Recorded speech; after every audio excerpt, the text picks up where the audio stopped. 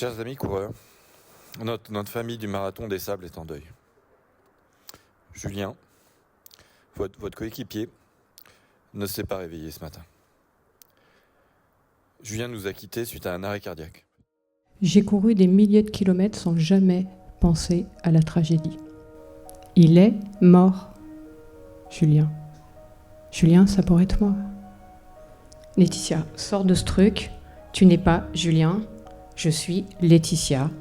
Ça pourrait m'arriver, mais je ne suis pas Julien, donc réfléchis. Ici, je me sens pleinement vivante. Je vis l'aventure la plus belle de ma vie. Je kiffe cette aventure, je prends mon pied. C'est pas ailleurs, c'est là que je dois être.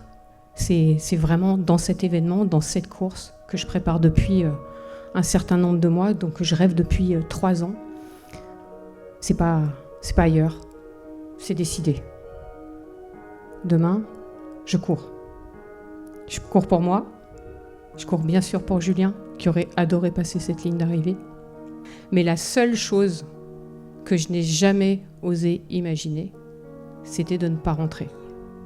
Ça, je n'étais pas du tout prête à avoir cette question qui s'invite. Et là, en fait, c'est la claque. Tout remonte. Mes parents, mes proches. Et cette phrase que je leur dis en partant. Ne vous inquiétez pas, il va rien m'arriver, c'est pas dangereux. Non mais franchement, quelle connerie de dire ça.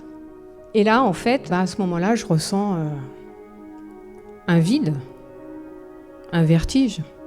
Je suis sur ce fil. D'un côté, la peur, bien sûr. Et de l'autre, l'excitation aussi d'être vivante. Dans ce désert, au milieu de nulle part, je me sens vivante. Au fond, ça veut dire quoi, se sentir pleinement vivante ?